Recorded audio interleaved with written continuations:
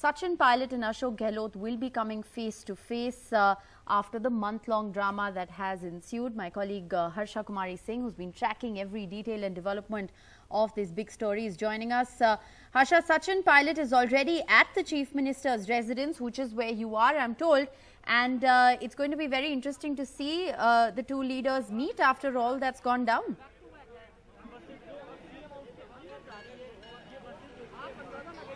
Well, yes, now Sachin Pilot has been there actually inside for half an hour, and now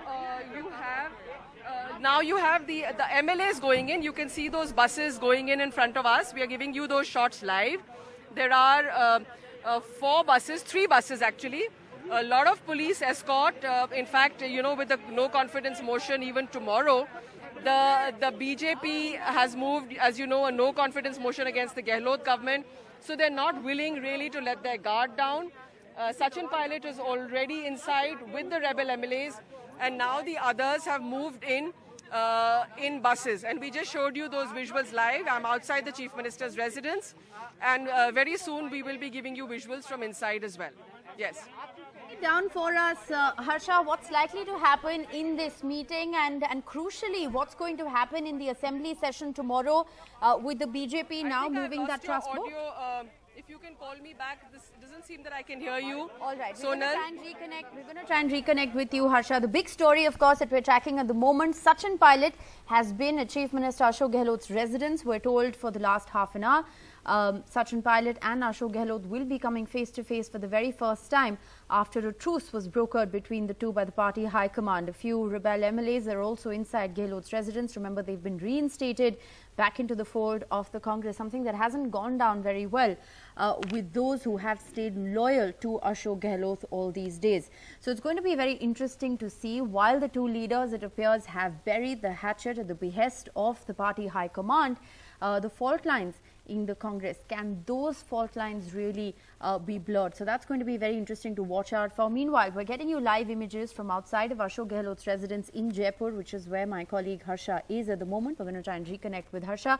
Meanwhile, very interesting political developments that the BJP is now going to be moving a no confidence motion against the Gehlot government as the assembly session begins tomorrow. I believe we have Harsha back with us. Harsha, how important is this meeting today? Yes. What does it signify? What are we likely to see happen? What are you picking up from your sources? Well, you know, at a legislature party meeting, it's really looking ahead at the Vidhan Sabha. Now, this legislature party meeting is all the more important because, remember, the fact that the rebels had taken flight had put the Gehlot government on the razor's edge. So they really were poised at just one over the halfway mark. Of course, in spite of that, they were still wanting to move for a trust vote. They kept wanting to call the assembly. The governor was not giving in. So I want to show, I want my camera person to just move. Sudesh, if you can just move and show that that's the Chief Minister's residence behind me. All the MLAs have gone inside.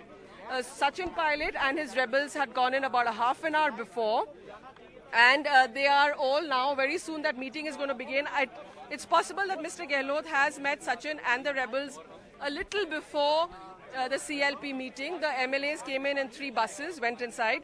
And like I was saying, you know, this meeting is very important because with the rebels back in the fold, in the 200-member assembly, the Congress has 107, and with outside support, they are at 125.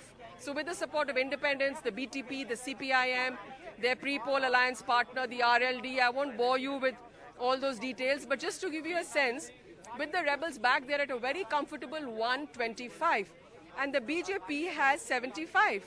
So why is the BJP moving a no-confidence motion is something that everyone is now wondering. Is it just for political optics? Is it just to regain political lost ground?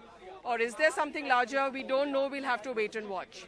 Well, it's been very interesting, Harsha, because the BJP themselves, at least 48 hours ago, had moved their MLAs to Gujarat. So they were looking like they were on shaky ground, and yet what you're saying is very interesting because this has sprung up as a surprise, something that nobody was really anticipating. So it remains to be seen whether this is just to register a protest, given the fact that there's been a lot of drama that's ensued in the last 1 month, or whether they actually have the support of some MLAs that one doesn't really know about at this moment.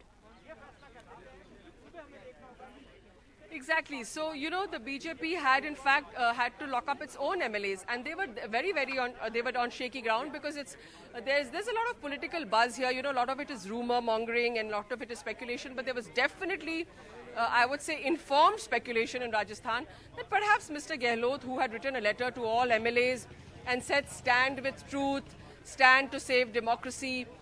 You must stand, vote. I mean, vote according to your conscience. This is about democracy.